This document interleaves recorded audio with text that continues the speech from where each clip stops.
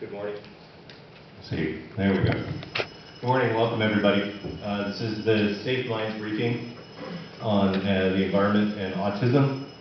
Given that April is a month that has a number of days of special import, tax day coming up very shortly. Taxpayers are wondering how their dollars are spent, how effectively they're spent. We've got Earth Day coming up in about a week, so the environment is an important aspect that folks are concerned about as well this month. And of course, it's Autism Awareness Month, and we are very concerned about what's happening in the trajectory of the rates of autism here in this country.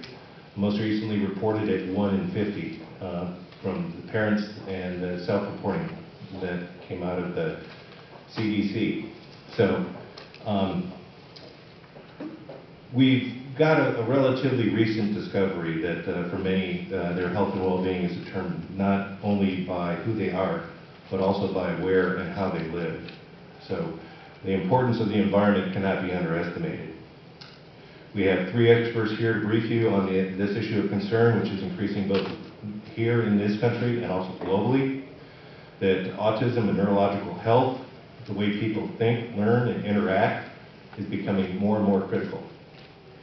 So the discovery that genes load the gun, but the environment pulls the trigger, has been a critical piece in this equation. But not only that the bullets contain something that even if they aren't fired, can create problems as well and impacts, that the lead that's within them, toxic material, can create a lifelong impact.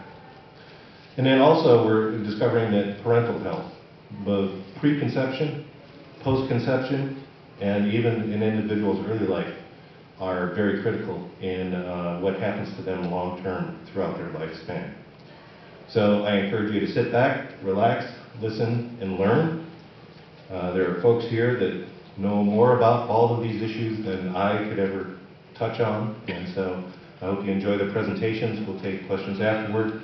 Right now, I'll turn it over to Scott Bono, who is one of the members of the SafeMinds board, who will run the rest of the briefing here and introduce everybody. Thank you, Eric. And thank you all for coming. Thank you for the public service you provide to the United States of America and its citizens. Probably don't hear that nearly enough, so thank you. 20 years ago, or within our generation here, we've gone from 1 in 10,000 to 1 in 50 children with autism. It simply cannot be a genetic epidemic. When my son was first diagnosed, it was a genetic disorder. The regression that had occurred really hadn't occurred, I was told.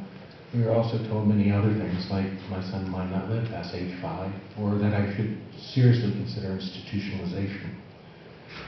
These thoughts of autism have changed significantly over the past 25 years, and my son celebrated his 21st birthday 2 weeks ago.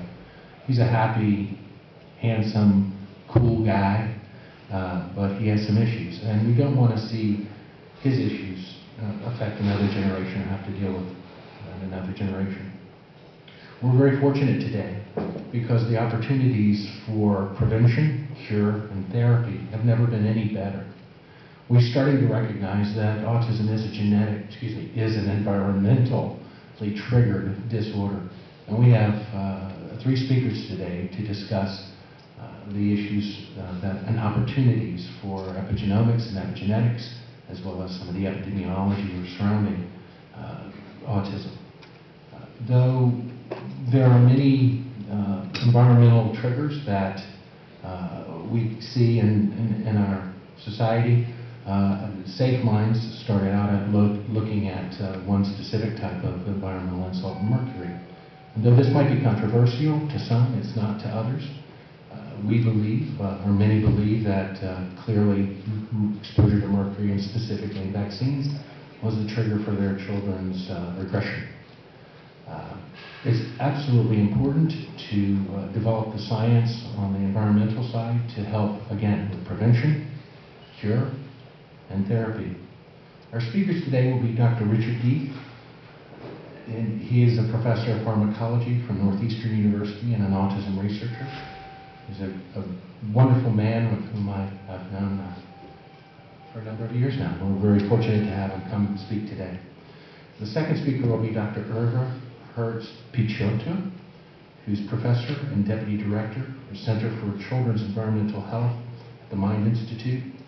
She does investigations into neurodevelopmental disorders at the University of California, Davis. I will introduce now Dr. Richard Deep. Before I do that, again, thank you for your public service. Thank you for your attendance. And I hope you have a great weekend. At the end of this conversation today, the briefing, we will be taking questions in the order from staffers, media, and then attendees. With that, Dr. Richard Deep.